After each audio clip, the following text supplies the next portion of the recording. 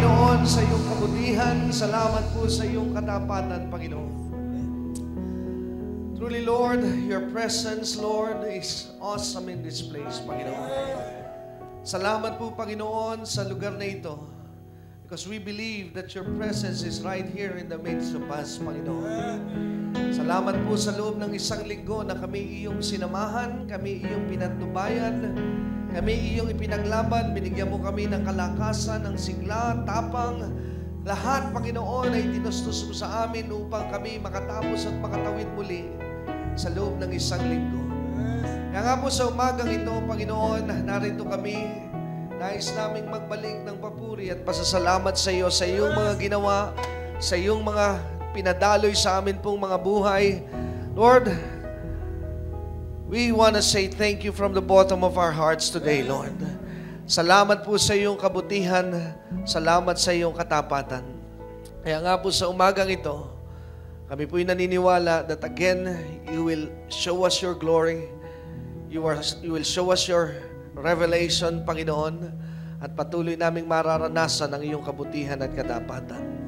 Kaya sa umagang ito, Panginoon, maingat na ibinabalik po namin sa iyo at tanging para sa iyo lamang, Panginoon, ang aming pinakamataas na papuri, parangal, at pagsamba sa tanging pangalan ng iyong anak na si Jesus, at ang lahat po ng may hininga ay nagsabi ng Amen! Palakpakan po natin ang Diyos na buhay. Praise the Lord! Hallelujah! So bago po tayo dumako sa susunod na bahagi, kamayan mo nga po 2 hanggang 3 mga kapatid sa umagang ito at batiin po natin sila ng isang napakagandang umaga. Amen? At sabihin nyo rin po, God bless you. Amen? Praise God! Hallelujah! Purihin po ang Panginoon. So bago po tayo umupo, akin pong dadalhin na sa inyo ang mensahe ng salita ng Diyos. Buksan po natin ang ating mga Biblia. Handa na po ba kayo sa salita ng Diyos sa umagang ito? Amen. So if you have your Bibles with you, please open up your Bibles sa Book of Exodus. Samahan nyo nga po kung ngayong umaga at buksan po natin ang ating mga Biblia sa aklat ng Exodus sa Old Testament. Amen. So from the book of Exodus, tayo po ay magsasama-sama sa umagang ito at dito ko po kukunin ang mensahe na ating pong pagsasalu-saluhan. Sabi po ng Panginoon, man does not live by bread alone, amen, but by every words that come out from the mouth of the Lord. So buksan po natin ang ating Biblia, Exodus chapter 25. Samahan niyo po ako sa Exodus chapter 25, and today I will be reading from the New Living Translation. Ano po? NLT. So, ano man po ang inyong gamit, just feel free to read it. Ano po, kahit po Tagalog, wala pong problema. If you may be using King James Version, or maybe ang ipa-plus po sa atin ngayong umaga is coming from the King James Version of our Bibles, wala po itong problema. But today, I will be reading from the New Living Translation. Exodus chapter 25, if you're there, samahan nyo nga po ako magbasa sa verse 1, mula po verse 1, and we will end in verse 22. Okay. Exodus chapter 25, beginning verse 1 to 22. Nandun na po ba tayong lahat? If you're there, can I hear you say amen? Amen, amen. Okay, let's read. The Lord said to Moses, tell the people of Israel to bring me their sacred offerings. Accept the contributions from all whose hearts are moved to offer them. Here is a list of sacred offerings you may accept from them: gold, silver, and bronze, blue, purple, scarlet thread, fine linen, and goat hair for cloth, tanned ram skins and fine goat skin leather, acacia wood, olive oil for the lamps, spices for the anointing oil, and the fragrant incense, onyx stones, and other gemstones to be set in the ephod and the priest's chest piece. Have the people of Israel build me a holy sanctuary so I can live among them. You must build this tabernacle and its furnishing exactly according to the pattern that I will show you. Have the people make an ark of acacia wood, a sacred chest, 45 inches long, 27 inches wide, and 27 inches high. Overlay it inside and outside with pure gold and run a molding of gold all around it. Cast 4 gold rings and attach them to its 4 feet. 2 rings on each side. Make poles from acacia wood and overlay them with gold. Insert the poles into the ring at the sides of the ark to carry it. And these carrying poles must stay inside the rings. Never remove them. When the ark is finished, place inside it the stone tablets, inscribed with the terms of the covenants, which I will give to you. Then make the ark's cover, the place of atonement, from pure gold. It must be 45 inches long and 27 inches wide. Then make 2 cherubim from hammered gold and place them on the 2 ends of the atonement cover. Mold the cherubim on each end of the atonement cover. Make it all of 1 piece of gold. The cherubim will face each other and look down on the atonement cover. With their wings spread above it, they will protect it. Place inside the ark the stone tablets inscribed with the terms of the covenants which I will give to you. Then put the atonement cover on top of the ark. And in verse 22, God said, I will meet with you there and talk you from above the atonement cover between the gold cherubim and that hover over the ark of the covenant. For there I will give you my commands for the people of Israel. Tayo po ay manalangin. Hallelujah. Let us pray. Father God in heaven, we thank you, Lord, for this morning that again we have the privilege to hear your words, Panginoon. Salamat po dahil kami po'y naniniwala na isa pong pagkakataon at pribilehiyo na napakalaki na aming itinuturing nang maging iyong anak at maging iyong bayan at higit sa lahat ay makarinig at pagkatiwalaan mong makaunawa ng iyong mga salita at ng misteryo nito. God, we know that everything in your word is a mystery to those that do not have your Spirit. But we believe that as we gather today, the Holy Spirit is right here in the midst of us. Ready again to reveal, ready again to remove the veil that hinders us to see what is inside the Holy of Holies, Panginoon. Kaya banal na Espiritu, we come to you today. Lumalapit po kami sa iyo sa umagang ito and we're asking you to open up our spiritual eyes, open up our spiritual understanding, open up our spiritual ears so that we can understand, Panginoon, lahat ng mga bagay na nais mo pong ideposito sa iyong bayan sa umagang ito. God, as your pastor today, this is my prayer to you, that you will not let anyone, Lord, let any one of my brothers and sisters that come here today, na lalabas po sila sa 4 na sulok ng lugar na ito, na hindi mo po sila pinagbala, Panginoon. And right now, I declare that they are already blessed even before they hear the word of God. And double blessing as they receive and act on what they will hear today, Panginoon. Kaya maranasan po nila ito ngayong oras at sandaling ito, Panginoon. Just use me as a vessel and as just an instrument, Panginoon, to carry your words, Panginoon, upang maunawaan nila ito. Salamat po, Ama. Ito po ang aming dalangin sa pangalan ng iyong anak na si Jesus. Ang lahat po ng may hininga at may pananalig ay nagsabi ng malakas na Amen! Palakpakan po natin ang Diyos na buhay. Now, you may be seated. Pwede na po tayong umupo sa presensya ng Panginoon. And now, let's study the Word of God. Amen. Handa na po ba tayo? Exodus 25. Amen. So ating pong pag-aralan, Exodus chapter 25. Now to begin with, nais ko lamang po ipaunawa sa inyo that what we'll be dealing today, we will be starting from the Old Testament. Kayo po ba'y naniniwala sa prinsipyo na sinabi ng salita ng Diyos that He is the same God yesterday, today, and forever? Amen? Siya po ang Diyos noon, siya po ang Diyos ngayon, at siya po ang magiging Diyos magpakailan paman. Kaya ngayon pong umagang ito, akin po kayo munang dadalhin sandali sa Exodus chapter 25 so that we would understand something here dahil tandaan po natin, when we have the revelation of the Old Testament, the New Testament is so easy to understand. Kaya marami pong nahihirapan sa Biblia is because they don't have any idea on how God deals with His people in the Old Testament.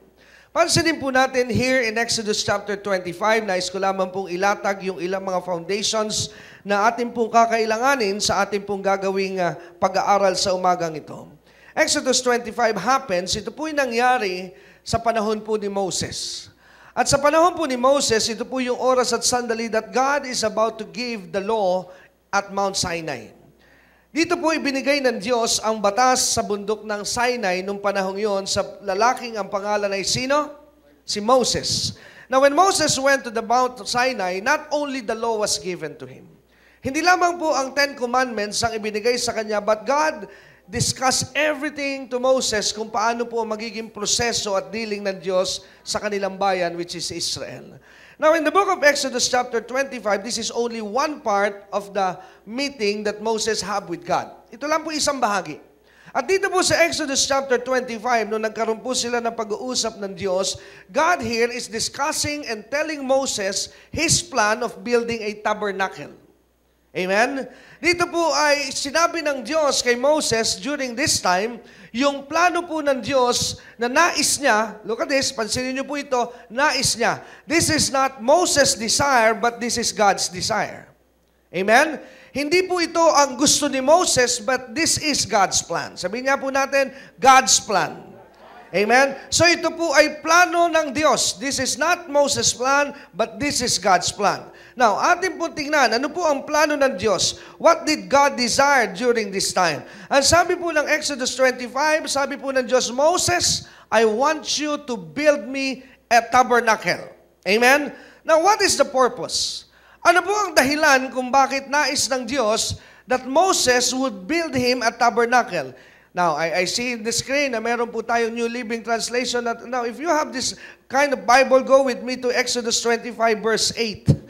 Nandun po na sinabi po ng Panginoon ang reason, ang dahilan kung bakit po gusto ng Diyos in the Old Testament, kung bakit po niya nais na ipagtayo siya ng tabernacle. In verse 8, it is very clear.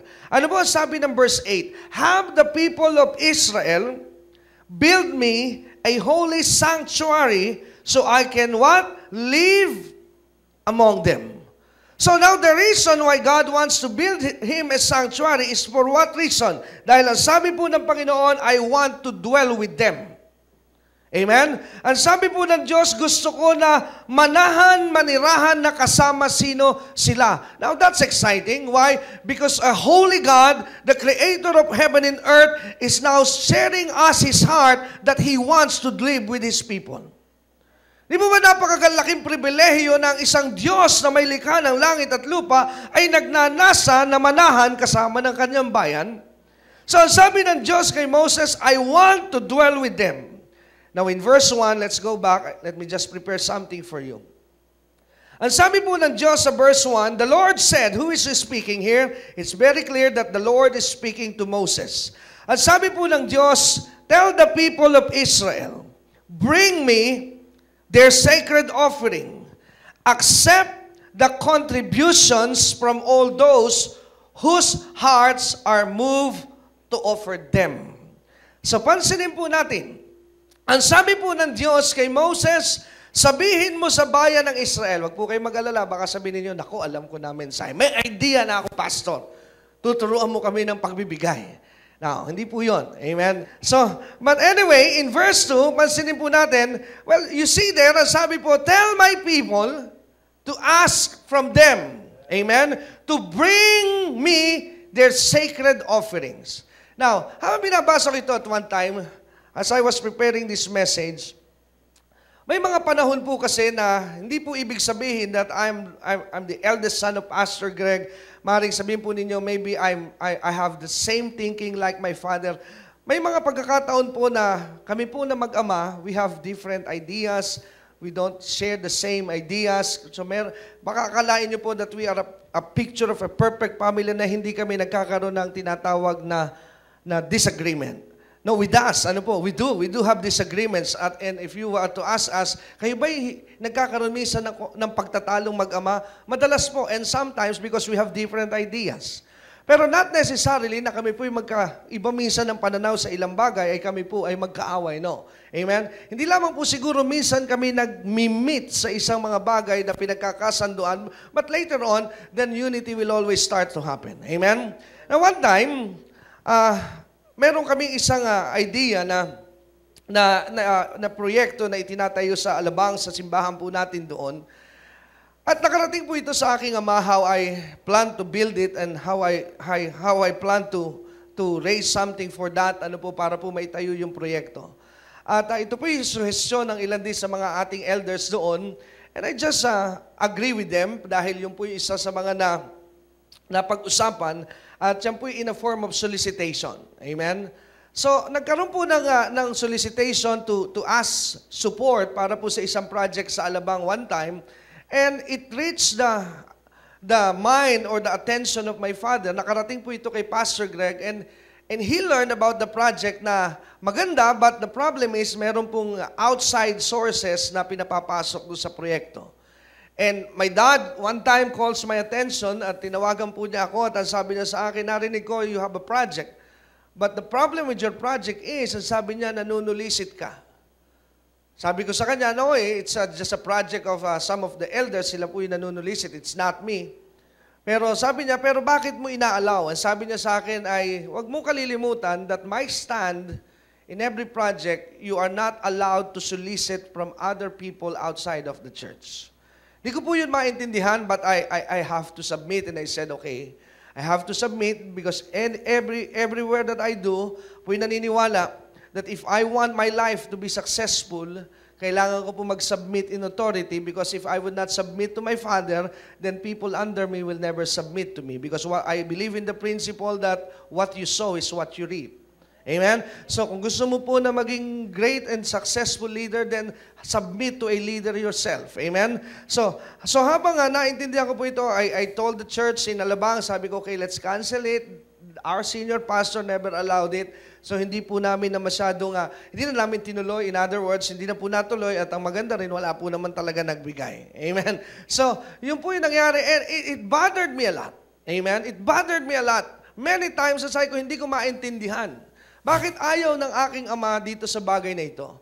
But God has a specific time for everything. Amen? Ang Diyos po ay may takdang oras at may takdang panahon para maintindihan mo ang lahat ng bagay. Until a few weeks ago, when I read Exodus 25, that's the only time that I understood what my father meant. He never explained it to me in a very simple way using the Bible. Di po niya kasi ito'y pinaliwanag sa akin, pero nung makita ko po Exodus 25, just that time, I believe, and I recognize that my father has a point. Why? Look at this. Ang sabi po sa Exodus 25, God said to Moses, sabi ng Diyos kay Moses, build me a sanctuary.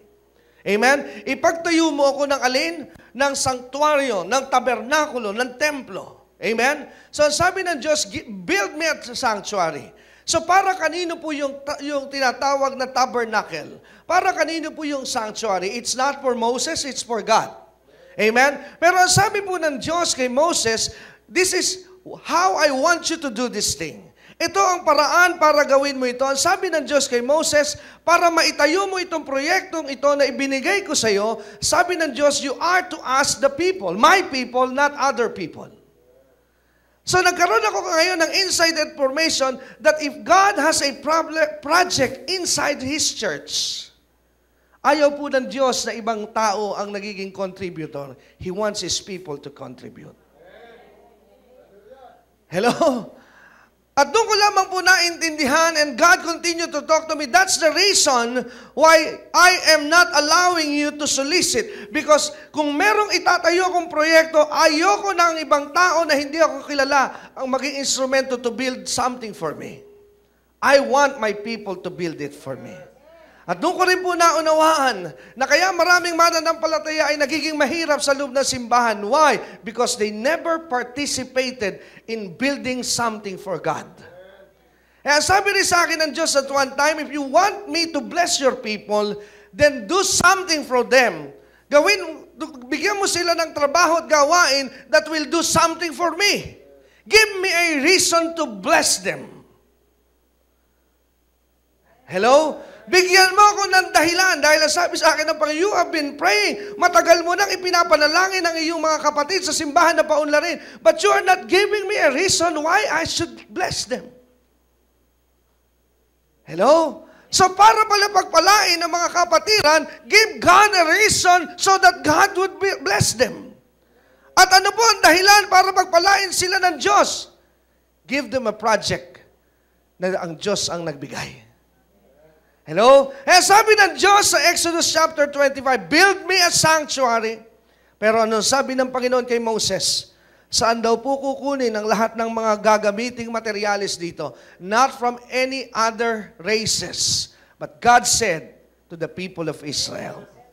Amen. Now, Hindi po ito mensahe. I'm just passing over dito po sa Exodus 25. But let's continue. Exodus chapter 25, verse 3, 4, 5, 6. I believe I have to skip this one. Pero diniscuss po dyan ng Diyos kung paano po yung mga materials na kailangan po pag itatayo na yung tinatawag na tabernacle. And in verse 8, and when we arrive in verse 8, sabi ng Panginoon, He gave Moses the reason, have the people of Israel build me a holy sanctuary. What's the reason? So I can live among them. And in verse 9, ang sabi po, you must build this tabernacle and its furnishing. God said to Moses, exactly according to the pattern that I will show you. Sabi po ng Diyos kay Moses in verse 9, when you are about to build this tabernacle, ang sabi ng Panginoon, you have to do this precisely. Amen? Exactly. So, eksakto saan? Sa mga sasabihin ko sa iyo, sa mga ipakikita ko sa iyo. So, it means, hindi po rito pwede yung idea ni Moses. Moses' idea was not required in building this tabernacle. Why? Because this is God's plan. So now, look at this. Now in verse 10, tuloy lamang po tayo sandali. Because I will be focusing today sa Exodus 25, doon po sa tinatawag na materials doon sa Ark of the Covenant. Now in verse 10, now go with me now in verse 10. Have the people make an ark of acacia wood, a sacred chest, 45 inches long, 27 inches wide, and 27 inches high. Verse 11, overlay it inside and outside with pure gold, and run a molding of gold all around it. Cast 4 gold rings and attach them to its 4 feet, and 2 rings on each side. Make poles from acacia wood and overlay them with gold, and insert the poles into the rings at the sides of the ark to carry it. And these carrying poles must stay inside the rings and never remove them. Now from verse 10, diniscuss na po ng Diyos kung paano po yung Ark of the Covenant, how it should be built. Amen? Binanggit po doon yung mga materials na ginamit, na kailangan pong gamitin. Ang materials po na binanggit dito sa verse 10 are only 2. Number 1 is wood, and number 2 is what? Gold. Ano lang po ang materials na gagamitin? Just pay attention, this is very good. Wood and gold. Now, para po magkaroon tayo ng idea, when I preached this last Sunday sa Metropolis Church, wala po kasi akong materials, but today I found one, and it was very good. Amen? This is the Ark of the Covenant. If you have the cameras with me, could you please focus it so that the people will see it very large. Ano po? This is the Ark of the Covenant. Amen? So, kung mapapansin nyo po, this is exactly how God described it to Moses kung paano po ito gagawin. But if you're seeing this one, medyo maliit eh. Kaya sabi ko po, tulungan tayo ng camera. Now, if you're seeing this one, saan po, anong kulay nito ngayon? This is colored gold, right? Tama? Pero exactly ang sabi po ng Panginoon, atin lamang po i-check, lagay ko lang po rito sandali so that I can show you it in my Bible. Ang sabi po ng Panginoon, verse 10, Ark of acacia wood. Make an ark of acacia wood. This is the ark. Tapos na naman po ang ating palatuntunan at nais po naming makarinig mula sa inyo. Maaari po kayo sumulat sa PO Box 4135 Manila o mag-text sa mga numero na nakikita nyo sa ating screen o tumawag sa mga telepono na inyo pong nakikita din sa ating mga screen at handa po kaming makarinig mula sa inyo ng patotoo ng pagpapala at biyaya at tagumpay. At kung kayo po ay napagpala sa palatuntunang ito, maaari nyo pong ipadala ang inyong mga kaloob sa iba't ibang sangay ng Bangko de Oro sa buong Pilipinas at maihatid ang mabuting balita sa lahat ng panig ng bansang Pilipinas. At kung kayo po ay wala pang dinadaluhang panlingguhang gawain, inaanyayahan po namin kayo sa 2nd floor, Medicare Building, Ortigas Avenue, Green Hills, San Juan, alas 9:30 ng umaga at alas 4:30 ng hapon. Lahat po ay welcome sa gawain ito. At tuwing araw ng Biyernes, meron po tayong Night of Revival sa ganap na alas 6 ng gabi. Dito rin po sa Green Hills, San Juan. Magsama-sama tayo sa palatuntunan ito sa ganito rin pong oras at patuloy ninyong maranasan ang biyaya at kasapatan ng ating Panginoon, and it's always a great day to live.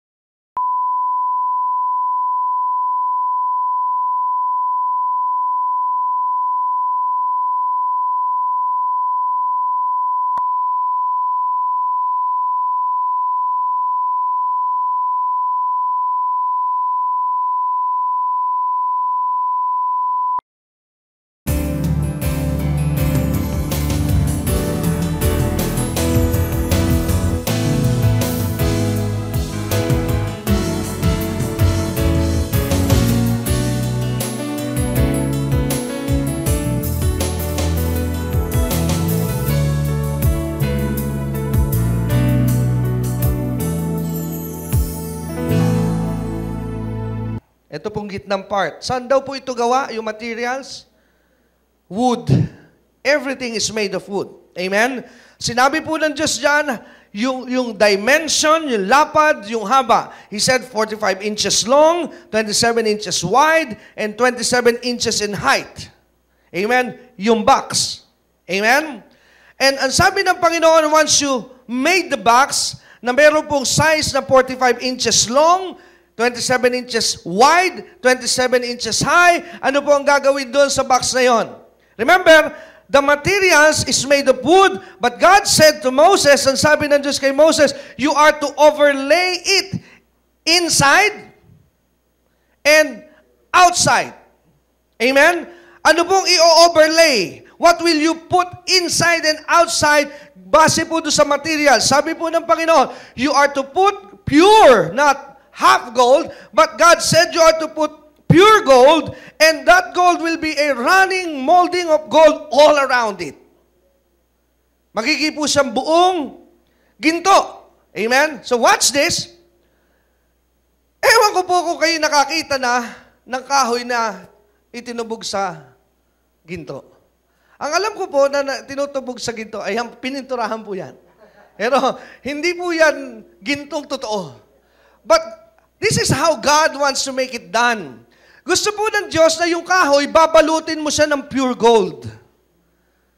So, marahil, pag ginawa na nila yung box, yung kahoy made of wood, magtutunaw sila ng ginto, at ididip nila yung kahoy na yon hanggang sa yung ginto po, pag unangat, natuyo, kakapit na siya doon sa kahoy. Now, there's a message there. Alam niyo po ba na mayroong mensahe kung why God wants the Ark of the Covenant be made out of wood and gold? Let me show you something here. The wood is made out of the natural. It's flesh. It represents the flesh. Amen? Huwag natin kalilimutan ito. The wood represents the flesh. And gold in the Bible. Ang ginto po sa Biblia, kadalasan po ito. Madalas po ito, it represents God and it represents heaven. Kaya kung mapapansin ninyo, ang sabi ng Diyos, in heaven, everywhere you look is gold. The streets are gold. Hello? So, yung gold is identified as a symbol of God and His divinity. Wood identifies the symbol of earthly. So, kung mapapansin po natin saan daw po gawa ang Ark of the Covenant, made of wood and made of gold. This is the coming or future prophecy that God is telling to Moses that one is coming, made of flesh, but He is also God. And who was that? That is Jesus. Amen? So doon pa lamang sa lumang tipan, ipinakikita na po ng Diyos in the book of Exodus that there is someone coming that made of flesh, but He is gold in the inside and outside because He is God. Sino po pala yun? Jesus.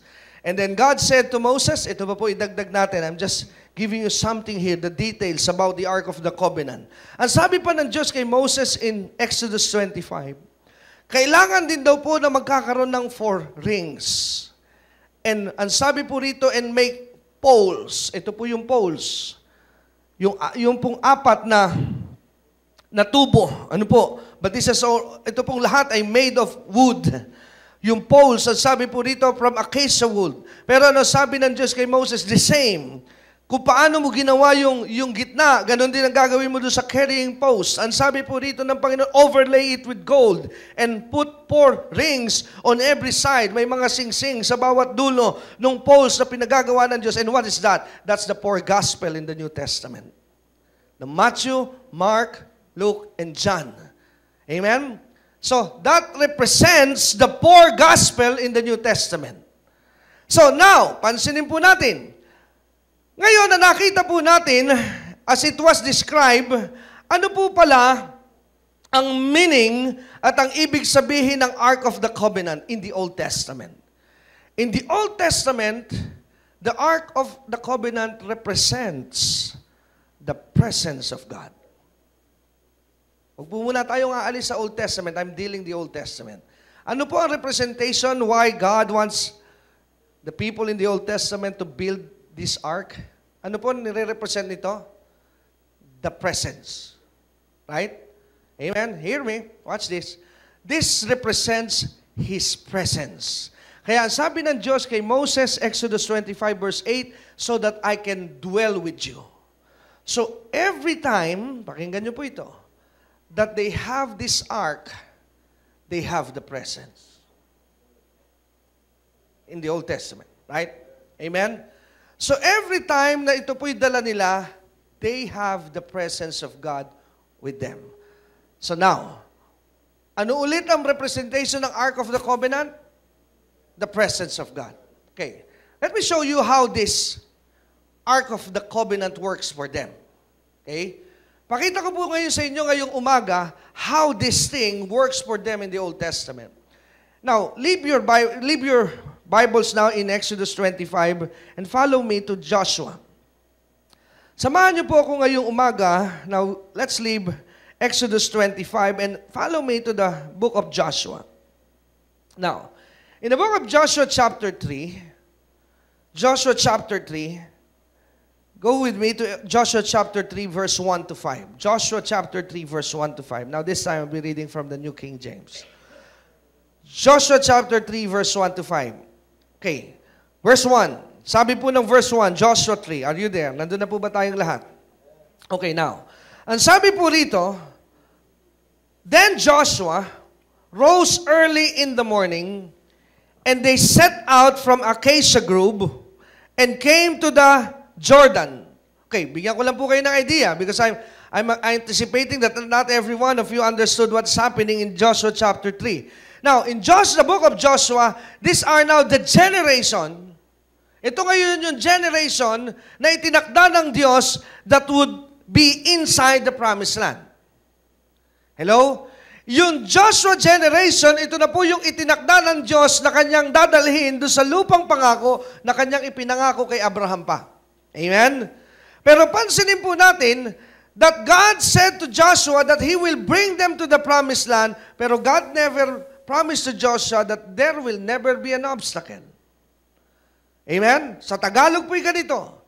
Pinangakuan ng Diyos si Joshua na dadalhin siya sa lupang pangako, pero hindi nangako ang Diyos na walang problema sa pagpunta nila ron. Amen? So, wag po natin akalain at iisipin na ang pagpapala po ng Diyos ay wala pong pagsubok na dadaanan tayo. Sa bawat pangako may mga pagsubok na tayo daraanan, pero wag po natin kalilimutan, sasamahan tayo ng Diyos. Okay, now, go back to Joshua 3. Now, ito yung unang stage ng kanila pong journey patungo po doon sa promised land. But the first stage, medyo mahihirapan na po kaagad sila. Why? Ang sabi po rito, because para marating nila yung promised land, ang una po nilang kailangang daanan is the Jordan River. Napakalakas po ng agos ng ilog na ito. Aside from the strong current of this river, ito po'y napakalalim na ilog. At magiging pong imposible para po kay Joshua at ng kanyang grupo to cross this river, pero sabi ng Diyos, there is no other way but only this way. Amen? Wala pong ibang paraan para makarating sila kundi yun lamang pong daan sa Ilog Jordan. Now, ano po ang ginawa ni Joshua? Look at verse 1. Let me go back again. Let me start reading. Joshua 3, verse 1. Then Joshua rose early in the morning. Ano po ang ginawa ni Joshua? Maagang-maaga pa po ng umaga, siya ay gumising na. Something tells me here.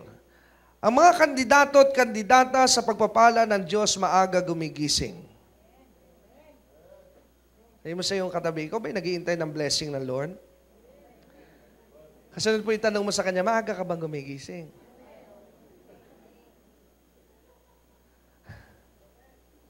Hello? Bakit anong koneksyon ng pastor? Ano ba ginawa ni Joshua? This is just symbolic. Early in the morning, you must pray. Amen? Sabi mo sa iyo katabi, nananalangin ka ba ng maagang maaga o tanghalin tapat ka na kung manalangin? Hello? Amen? Let's continue. Then Joshua rose early in the morning. Sabi mo sa iyo katabi, ang mga kandidato ay maaga gumising. Amen? Amen? Okay, pansinin niyo po, everyone that succeed kasama po ito eh. Hindi ko po alam, ano? Laging kasama ito sa success. Ang mga athletes, kailangan maaga gumising. Ang mga successful businessman, kailangan maaga gumising. Ang mga politicians, mga government officials, they need to be early. Amen? Ang mga Kristiyano, kailangan tanghali gumising. Ngayon mo sa iyong katabi, ikaw na ba yan? Oh, come on. Amen. Then Joshua rose early in the morning. Amen? So maaga pong gumising sino? Joshua. And they set out from Acacia Grove and came to the Jordan. He and all the children of Israel and lodged there before they crossed over. So it was after 3 days that the officers went through the camp. And they commanded the people saying, when you see the Ark of the Covenant, again, you see the word, the Ark of the Covenant. What does the Ark again represent? The presence. So when you see the presence of the Lord your God, and the priest, look at this, amen? The Ark and the priest. So the Ark is always connected with the priest. Okay, huwag mo pong kalilimutan ito, amen? The Ark, the priest. Something tells me that the Ark has a connection with the priest. I'll go back there. So, ang sabi po rito, when you see the covenant of the Lord, the Ark of the covenant of the Lord your God, and the priest, you cannot see the Ark without the priest. The Ark should be always seen with the priest. Come on. Hindi mo po pwedeng makikita ang Ark of the Covenant without the priest. Every time you see the Ark, the priest must be there. I'll go back with that. Pero binibigyan ko po ng diin, but don't ever lose that. Amen? So, ang sabi ng Diyos, when you see the Ark, the priest should be there. So, something now tells me that the Ark is always connected with the priest. Hello? Now, let's continue. Now, when you see the Ark of the Lord your God and the priests and the Levites bearing it. So, ang sabi po ng Diyos, what is the commandment? The Ark of the Lord your God, the priests and the Levites, they should bear it. The word bear means, it's different from just carry it. Ang sabi po ng King James is, the Levites, the priests, bearing it. I was wondering why God did not put it, carry it. Because when you say carry it, it's too different. Can I just use this for an example? When I told you to carry this guitar, carrying is like this. I'm carrying this guitar. Tama? Pero ano po sabi ng King James? God said, you are not to carry it, you are to bear it. When you say you bear it, you put it on your shoulder. Ito po kaya. Amen? Bigat pala ito. Amen? Pero ano po ang ibig sabihin? What is the proper way of carrying the ark? Not just carry it, but you have to bear it. Amen? Saan po ilalagay yung ark? Ganda sana nito kung medyo malaki eh. Tatawag sana ako ng 4 na tao para buhatin ito eh. Kaso hindi kasya 4 na tao, maliit eh. Amen? So, paano po dinadala ang Ark of the Covenant? The priest should bear it, not just carry it. Amen? Okay, now, let's continue. Now, ang sabi po rito, then you shall set out from your place and go after it. Yet there shall be a space between you and it, and about 2,000 cubits by measure. Do not come near it, that you may know the way by which you must go. For you have not passed this way before. And Joshua said to the people, sanctify yourself, for tomorrow the Lord will do wonders among you. So, anong instruction? You see the ark, you see the priests. Once the priests and the Levites bear it, and once their foot was now at the Jordan River, pag yung kanila pong paa ay lumapat na sa Ilog Jordan, ano ba sabi ng Diyos? That's the only time that you will follow. At kung susundan po natin yung story, nung ginawa po ito ng grupo ni Joshua, when they went down doon sa Jordan River, ganun-ganun po yung sinabi ng Diyos. The ark, the priest, was ahead of them. At nung bumaba po yung Ark of the Covenant sa Jordan River, remember, ano sabi? Ark of the Covenant, napakahirap tawirin nung Jordan River. Pero nung bumaba na po ang mga panyapak, na mga saserdote, na mga Levita, na daladala yung Ark of the Covenant, what has happened there? Ano nangyari ron? Nahati po yung Jordan River. Ano pong mensahe yung pinakikita ng Diyos? If my presence will be always ahead of you, no problems too big cannot be removed, that cannot be removed in your sight. Pag nauna ang aking presensya, walang problema na kahit napakalaki ang hindi po pwedeng maayos. Basta paunahin mo ang aking presensya. That's the Old Testament. The ark represents what? The presence of God in the Old Testament. Now, pansinin po natin, iwan na po natin sandali ang Joshua. Po kayo mag-alala, hindi pa po yan mensahe. Sabi mo, tagal naman pala ng mensahe yan. Hindi pa po talaga, hindi pa po yan ang mensahe. I'm just laying a foundation. Now go to 2 Samuel. Tingnan po natin sa 2 Samuel. Let me show you something here. Sa book of 2 Samuel chapter 6, samahan niyo po ako sandali sa 2 Samuel chapter 6. Meron po nangyari dito sa 2 Samuel chapter 6. At pansinin niyo po ito, pero bago ko po kayo dalhin sa verse 1, let me just direct you something here on what happened in 2 Samuel 6, chapter 6, verse 12. Samahan niyo po ako sandali sa 2 Samuel 6, verse 12. Ang sabi po sa verse 12, 2 Samuel 6, and it was told King David, saying, the Lord hath blessed the house of Obed-Edom, and all that pertaineth unto him.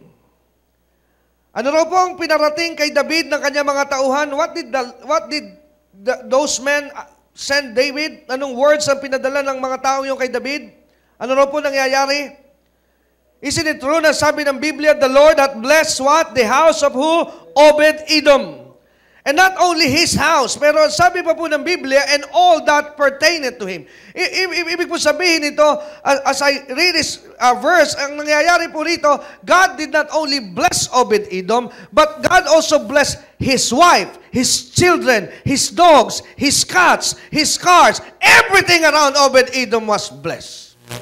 Why? Bakit po pinagpala ng Diyos si Obed-Edom? Isn't it true na sabi ng Biblia, the house of Obed-Edom was blessed. Why? For the Ark of the Covenant was there. Oh. Bakit po pinagpala ng Diyos ang bahay ni Obed-Edom at ang lahat na naroon? Because of the Ark. What is the representation of the Ark? The presence of God. So now, something tells me here that whenever the presence of God is, there is blessing. Hello? So, now, ibig po sabihin, kung nasa ng presensya ng Diyos, nandun ang pagpapala. So, if that is true in the Old Testament, I believe it is true today. Kung sa lumang tipan ay ang presensya ng Diyos, kung saan naroon, nahati ang dagat, pinagpapala ang pinaganahanan nito, I believe that that's still true today. Kaya po ba'y naniniwala? Amen? Pag ang presensya ng Diyos ay nasa iyong bahay, nasa iyong buhay, nasa iyong lugar na pinupuntahan, that place cannot be blessed. Hello? Pero bakit may mga lugar na hindi na nabe-bless? That's the big question. Hello? Yan po, napakalaking katanungan. If the ark in the old, everywhere these things be left behind, that place would be blessed. Pero mo, Ark of the Covenant, naiwan po sa bahay. Parang, it's like, this covenant, naiwan sa bahay ni Sister Sally. When this thing was left there, she will be blessed. Hello? Pero bakit po sa ating pong panahon, parang hindi na nabe-bless ang marami? Siguro kailangan yung bumili nito. Hello? Amen? But that's the Old Testament. Amen? Kita nyo po, may ganito ako. Kahit bigay ko sa inyo ito, paniniwalaan ko, hindi kayo pagpapalain pa rin eh. Hello? Amen? Amen? Because that's the Old Testament. Pero pansinin po natin ito. Tingnan po natin yung prinsipyo. Habang tinitingnan ko po ito, 2 Samuel chapter 6, verse 12, May dahilan kung bakit po nagstay yung Ark of the Covenant kay Obed-Edom. There's a reason. There's a reason. Why? Now, that's the time now we go to verse 1. Basahin po muna natin, and after reading, then I will explain. Again, David gathered together all the chosen men of Israel, 30,000. And David arose and went with the people that were with him from Baale of Judah, to bring up from thence the ark of God, whose name is called by the name of the Lord of hosts, that dwelleth thence the ark of God, between the cherubims. And they set the ark of God upon a new cart, and brought it out of the house of Abinadab that was in Gibeah. And Uzzah and Ahio, the sons of Abinadab, drove the new cart. And they brought it out, the house of Abinadab, which was at Gibeah, accompanying the ark of God. Ahio went before the ark, and David and all the house of Israel played before the Lord on all manner of instrument made of fir woods, even on harps, and on psalteries, and on timbrels, and on cornets, and on cymbals. And when they come to Nachon's threshing floor, Uzzah put forth his hand to the ark of God, and took hold of it, for the oxen shook it. Verse 7, and the anger of the Lord was kindled against Uzzah, and God smote him there for his error, and there he died by the ark of God. Now, ito na po yung mensahe. Something is happening in 2 Samuel. David knew, alam po ni David, how valuable the ark is. He knew that this is the presence of God. Tama? Nawala po yung Ark of the Covenant. Bakit po nawala yan kay David? Because Saul lost it. Nawala po yan ni Saul eh. So nung si David po ngayon was now in a position, ang isa sa unang-unang gagawin ni David in his now new leadership, he wants the ark to be back in Israel. Bakit po? Dahil alam po ni David, ang hindi na nalaman ni Saul, that no man in Israel can be successful without the presence of God. Amen? So I can give you the message also, that you and I, today, cannot be successful without the presence of God. Maybe you are talented. Maaaring ikaw po'y talentado. Maaaring ikaw po'y magaling, matalino. But if you want really a success that is lasting, my God, you will be needing His presence. Amen? Alam po ito ni David. Amen?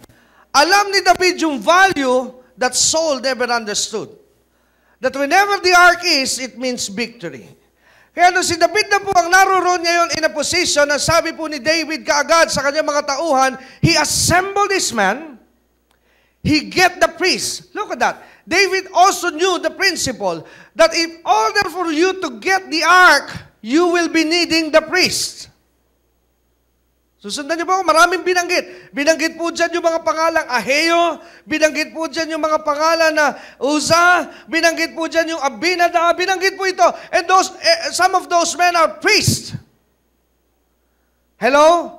So ano po ang sabi ni David sa kanyang mga tauhan? I want you to fetch the ark where it was left behind. Pinasusundo po ito ni David. Saan po gusto ni David na dalhin? Gusto niyang ibalik saan? Saan? Sa Israel. Why? Because he knew that the ark is the presence. Purihin ang Diyos at ako po galak na galak at kitang-kita sa aking mukha ang sobrang katuwaan.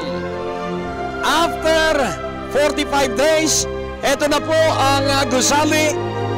Bagamat ito po ay almost 40% na completed, ako po'y naniniwala na ang tulong-tulong nating panalangin at tulong-tulong na pag-aambagan para itong prayer center dito sa Bundok Manahaw ay ating maisagawa at maisakatuparan.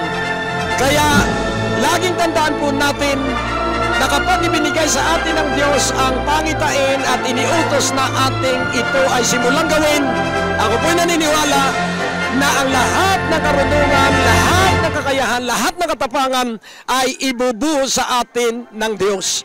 Kaya ako'y mananalangin upang kayo na nakiisa at patuloy kayong makikiisa na kayo ay pagpalain ng Diyos ng sobrang kaligayahan sa pagsasagawa ng mainam sa kanyang puso. O Diyos, aking Ama, Salamat sapagkat yung alab ng mga kapatiran ay kanilang ibinuhos at dalangin ko na ang bawat isa ay muling maging napakaalab kaysa dati upang matapos namin ang iyong ipinagagawa sa amin na aming isinakatuparan. Ikaw ang aming pag-asa. Bumuhos ang iyong pagpapala sa bawat isa at maranasan nila ang kaibang-kaibang pagpapala.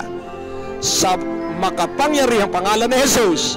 Amen. Tapos na naman po ang ating palatuntunan at nais po naming makarinig mula sa inyo. Maaari po kayong sumulat sa PO Box 4135 Manila o mag-text sa mga numero na nakikita nyo sa ating screen o tumawag sa mga telepono na inyo pong nakikita din sa ating mga screen at handa po kaming makarinig mula sa inyo ng patotoo ng pagpapala at biyaya at tagumpay. At kung kayo po ay napagpala sa palatuntunang ito, maaari nyo pong ipadala ang inyong mga kaloob sa iba't ibang sangay ng Bangko de Oro sa buong Pilipinas at maihatid ang mabuting balita sa lahat ng panig ng bansang Pilipinas. At kung kayo po ay wala pang dinadaluhang panlingguhang gawain, inaanyayahan po namin kayo sa second floor, Medicare Building, Ortigas Avenue, Green Hills, San Juan, alas 9:30 ng umaga at alas 4:30 ng hapon. Lahat po ay welcome sa gawain ito. At tuwing araw ng Biyernes, meron po tayong Night of Revival sa ganap na alas 6 ng gabi. Dito rin po sa Green Hills, San Juan. Magsama-sama tayo sa palatuntunan ito sa ganito rin pong oras at patuloy ninyong maranasan ang biyaya at kasapatan ng ating Panginoon, and it's always a great day to live.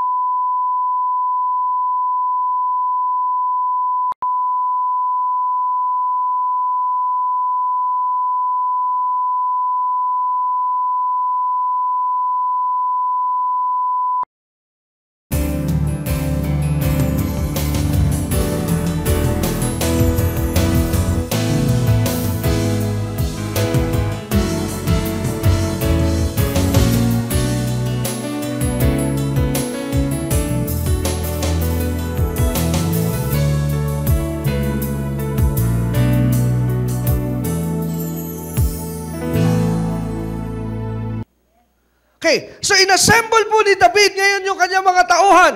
Then the priests were there. Amen? So nung pinuntahan po nila David, David was not there. Yung kanyang mga tauhan, sinunod nila si David together with the priests. They go where the ark was. At nung makita po nila yung ark, ang ginawa po nila, gumawa po sila ng cart. Medyo social, cart. Pero sa Tagalog po yun, kariton.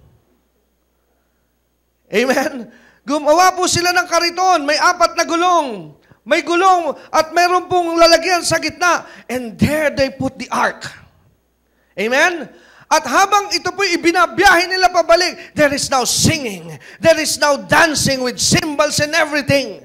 Why? Because the people also knew that that is the presence of God. But something happened here. Habang itinutulak po yung Ark of the Covenant pabalik ng Israel, medyo nalubak. Is that right? Di mo ba yung istorya? Medyo nalubak. Amen? Meron pong isang lalaki by the name of Uzzah. Amen?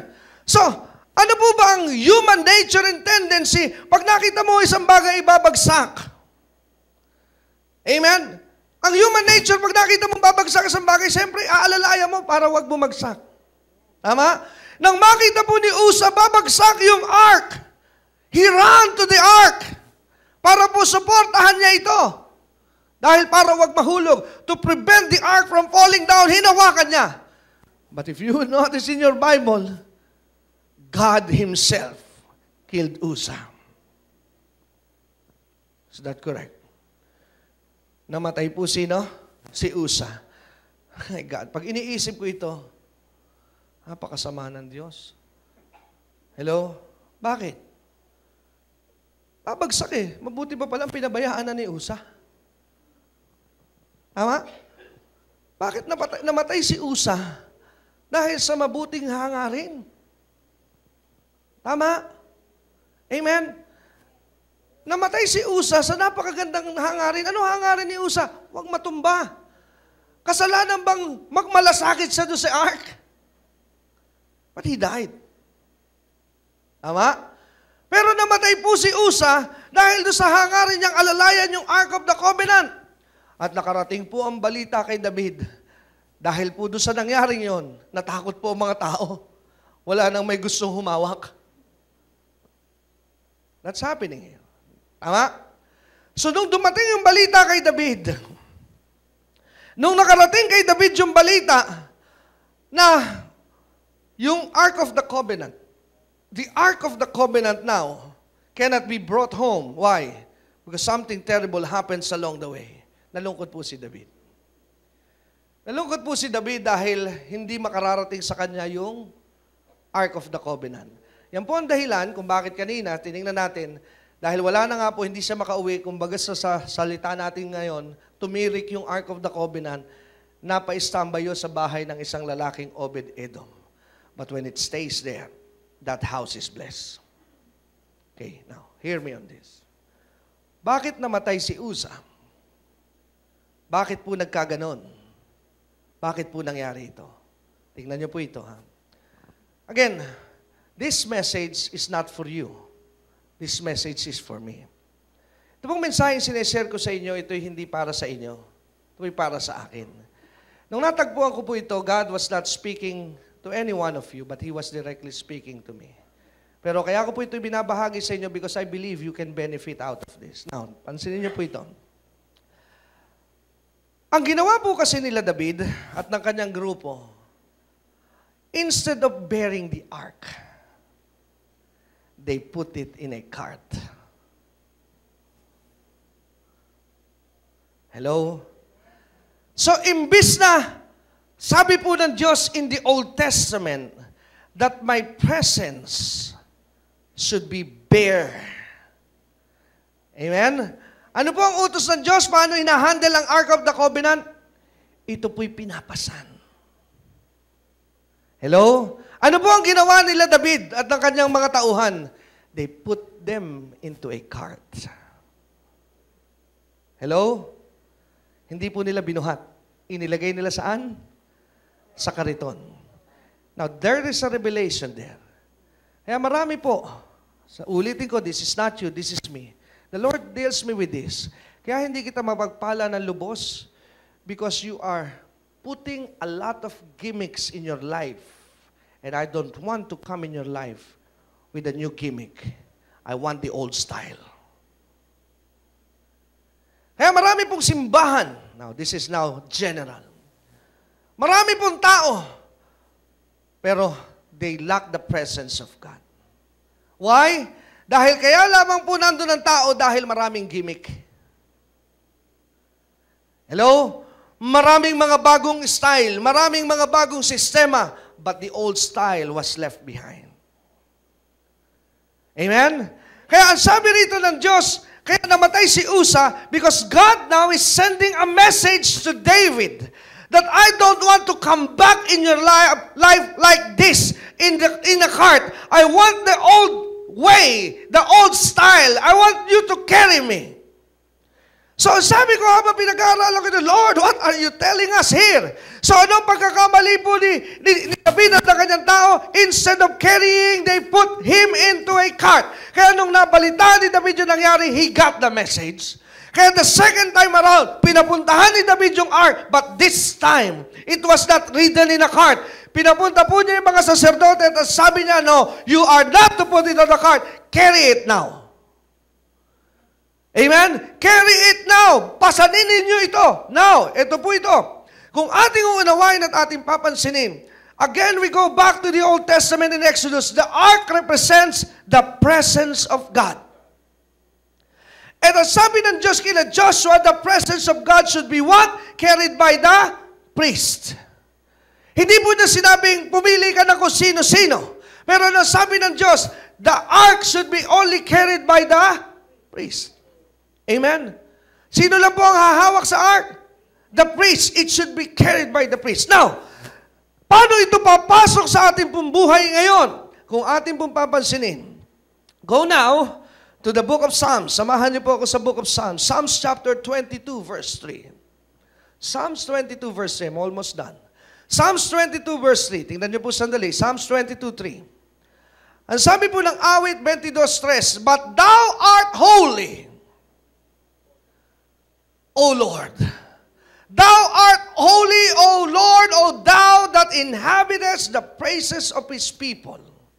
In other words, sabi na ibang translation, thou art holy, O God, that thou dwells. Dwells, the word inhabit is also, pwede po siyang palitan ng salita, dwells in the midst of the praises of His people. Now, in the Old Testament, the ark represents what? The presence. In the New Testament, if you want the presence, you praise Him. Don't get me there. Sa Old Testament, the ark represents what? The presence. But in our time, the presence of God, when you praise Him, the presence of God is there in the midst of you. Hello? Alam niyo po ba itong lugar na ito? Hindi ko ito maintindihan dati. Bago po kasi nakarating sa ganitong pag-unlad ng simbahang ito, marami pong dinaanan ng biyaya ng Diyos. Binalikan ko yung history ng church. Dati, ang church po sa Alabang, pag linggo, nasa isa siyang club. Amen? Pag linggo po, kami po yung nagpupuri doon, at ang tatay ko nagpapastol, kakaunti pa ang tao doon, ano po. Pero yung ginagamit naming lugar, pagkatapos po ng linggo, pagpadilimin mo lang ng linggo, 6:00, yung ding stage na kinakantahan, ay may mga nagsasayaw na paggabi doon. Amen? I was wondering, is this a church? Bakit? Tapos minsan naririnig ko, I was just a kid then. Bata pa po ako doon. Sabihin ng praise and worship leader, worship Him, this place is holy. Pero bar ito eh. So habang kami nagpupuri doon sa gilid lamang, may tinakip na tela, cases of beer nakapatong, ready nang iserve pag alis namin. And how come na sabi nila, this place is holy? Hindi ko maintindihan. Not until today. Alam niyo po itong lugar na ito, this place is no holy as well. Hindi po ito banal. The only time that this place gets holy is when His people begin to praise Him. Amen? This is an ordinary place. Wala po itong bertud. Noong una, nagtataka ako sa dating pananampalataya na pag nakakita ng church, oy, banal yan. No, pag pumasok ko, wag ka, banal nito, lugar na ito. Diyan lang tayo sa pinto, banal ito. There is no place holy. The only thing, the time that a place begins to be holy, when that place, yung lugar na yun ay merong anak ang Diyos na nagpupuri dahil every time the child of God praise Him, God in heaven goes down and that place became holy. Kaya po nagiging banal ang lugar na ito because you're here praising Him. But the moment you stop praising Him in this church, this place is an ordinary building. But when you get back to this place and you praise Him, now this place now is holy. Amen? Pag uwi nyo, wala na nagpupuri, this is an ordinary place. But when you get back, you praise Him, this again is a holy place. Why? Dahil when you praise, then God dwells in the midst of you. Hello?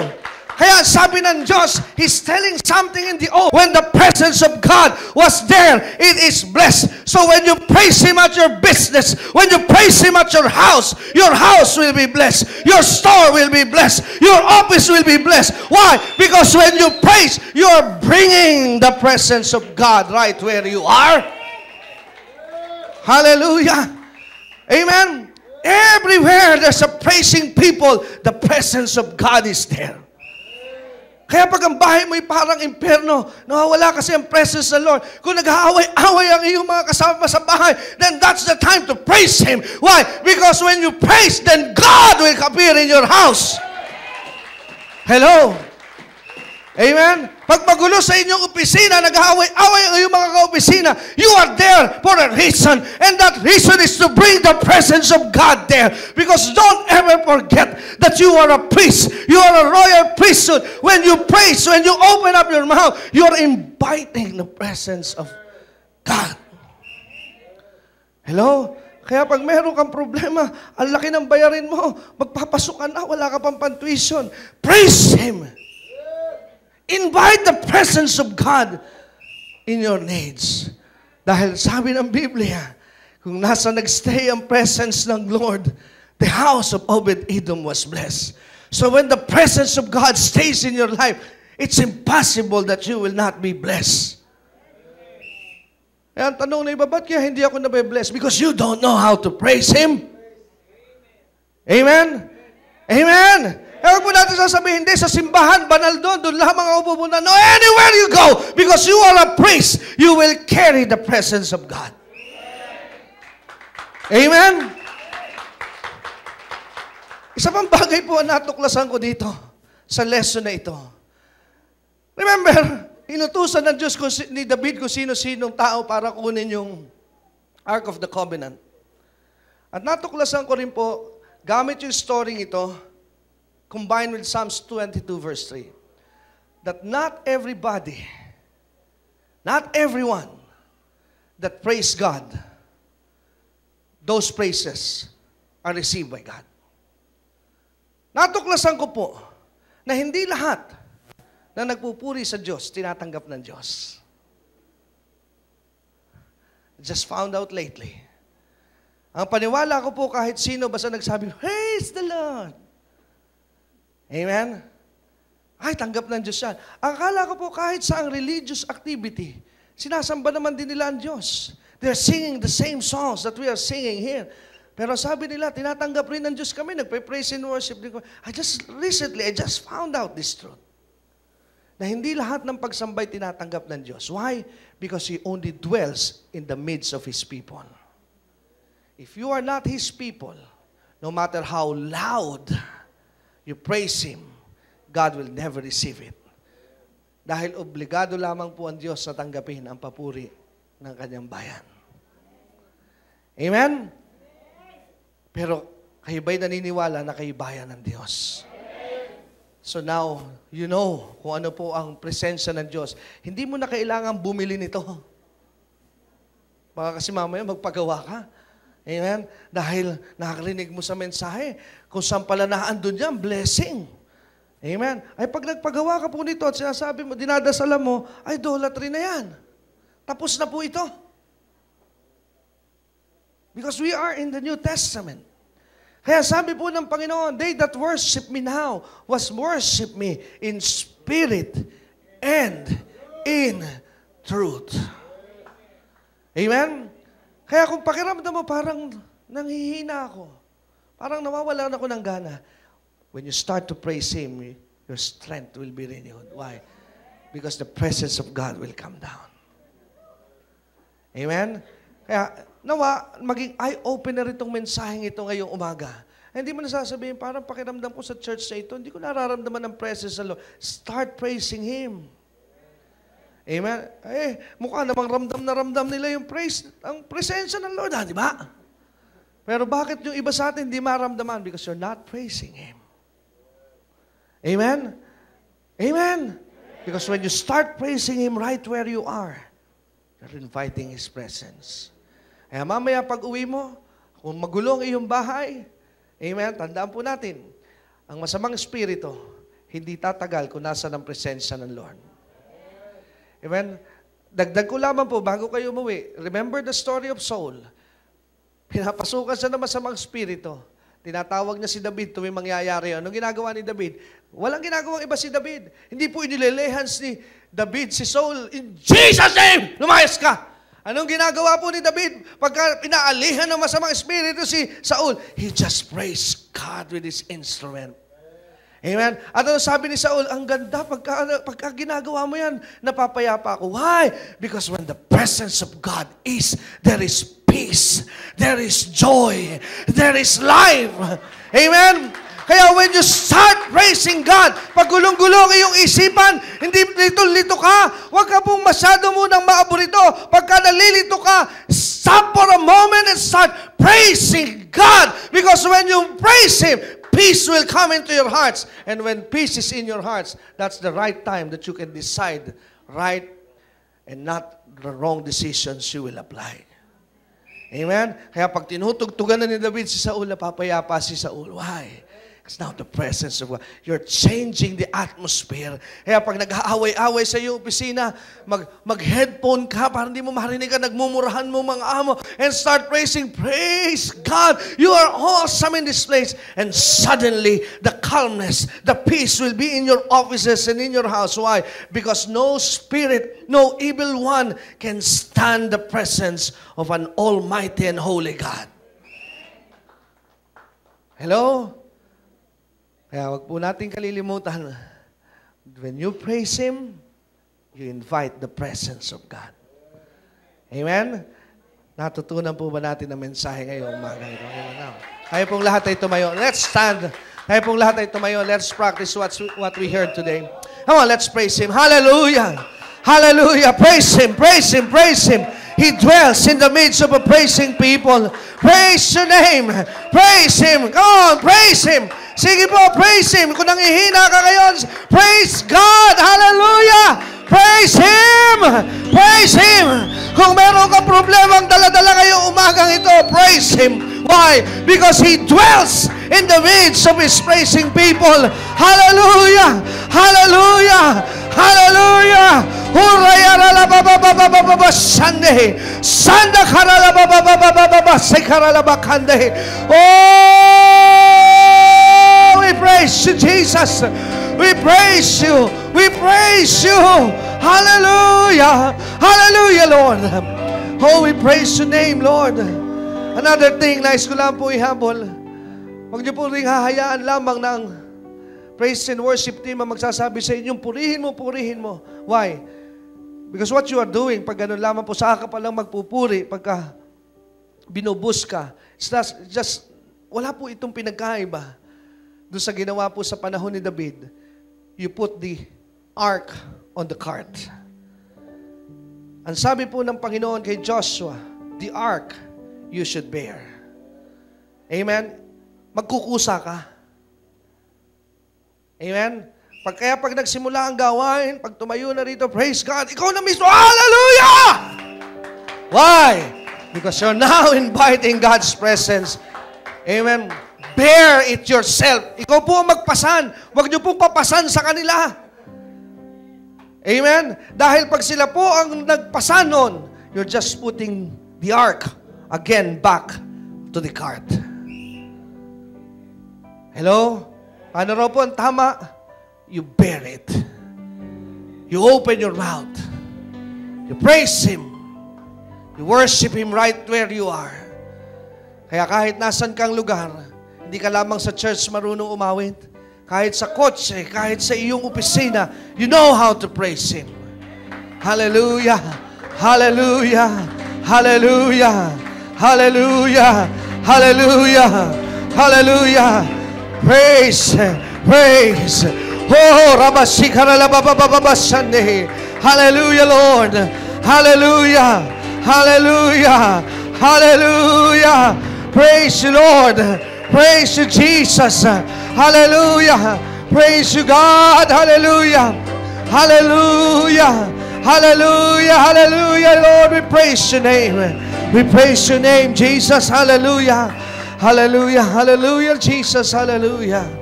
And to God be the glory. We worship you. Awitin po natin. To God be the glory. To God be the glory. To God be the glory. To God be the glory. Be the glory to God. To God be the glory for the things He has done with His blood. With His blood He has saved me. He has saved. With His power, with His power He has raised me.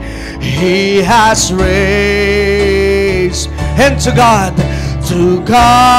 be the glory. Be the glory for the things He has done. He has done To God be the glory.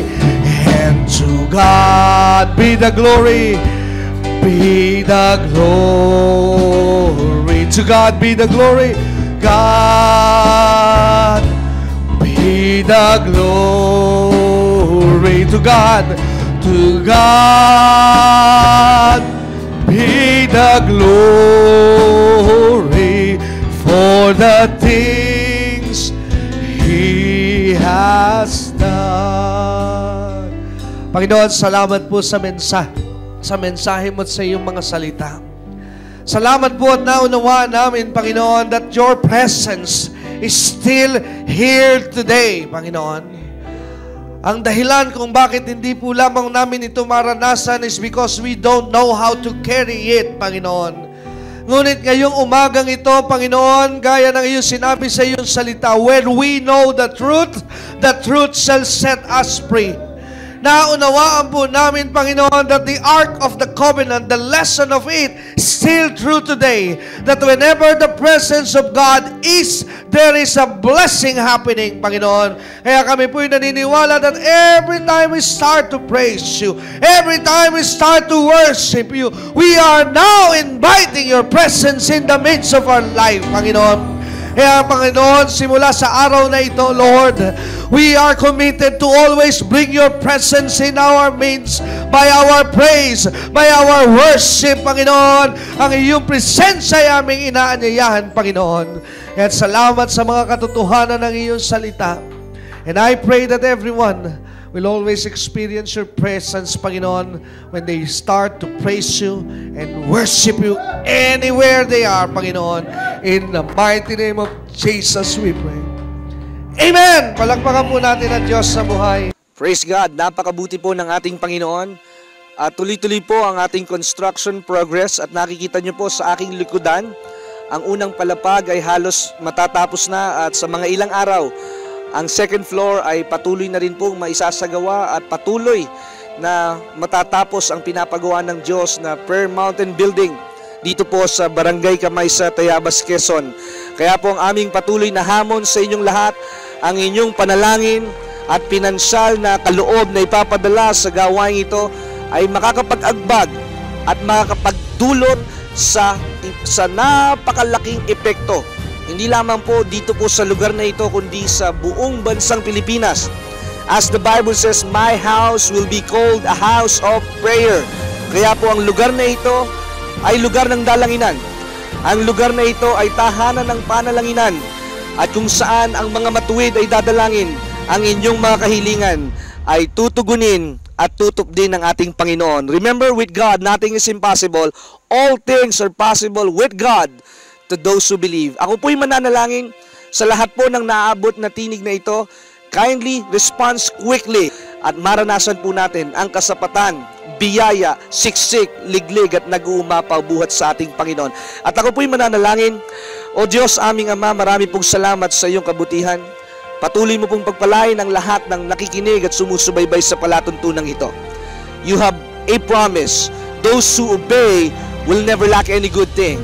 And those who give with a generous heart, kami po ay mag-harvest beyond our imagination because you are the God who is able to do exceedingly abundantly above what we ask.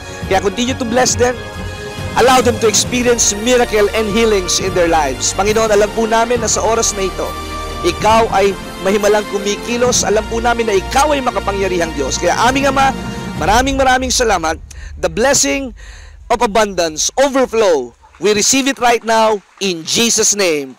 Amen. Maraming pong salamat at patuloy po naming inaasahan ang pagkilos ng Diyos, and always remember, it's always a great day to live. God bless you, and may you receive the abundance that comes from the Lord. May you have peace in Him, and may you experience the goodness of the Lord for the rest of your life. Maraming pong salamat at pagpalain kayo ng ating Panginoon. Laging may biyayang kamangha-mangha ang ating Panginoong Diyos. Tapos na naman po ang ating palatuntunan at nais po naming makarinig mula sa inyo. Maaari po kayo sumulat sa PO Box 4135 Manila o mag-text sa mga numero na nakikita nyo sa ating screen o tumawag sa mga telepono na inyo pong nakikita din sa ating mga screen, at handa po kaming makarinig mula sa inyo ng patotoo ng pagpapala at biyaya at tagumpay. At kung kayo po ay napagpala sa palatuntunang ito, maaari nyo pong ipadala ang inyong mga kaloob sa iba't ibang sangay ng Bangko de Oro sa buong Pilipinas at maihatid ang mabuting balita sa lahat ng panig ng bansang Pilipinas. At kung kayo po ay wala pang dinadaluhang panlingguhang gawain, inaanyayahan po namin kayo sa 2nd floor, Medicor Building, Ortigas Avenue, Green Hills, San Juan, alas 9:30 ng umaga at alas 4:30 ng hapon. Lahat po ay welcome sa gawain ito. At tuwing araw ng Biyernes, meron po tayong Night of Revival sa ganap na alas 6 ng gabi dito rin po sa Green Hills, San Juan. Magsama-sama tayo sa palatuntunang ito sa ganito rin pong oras at patuloy ninyong maranasan ang biyaya at kasapatan ng ating Panginoon, and it's always a great day to live.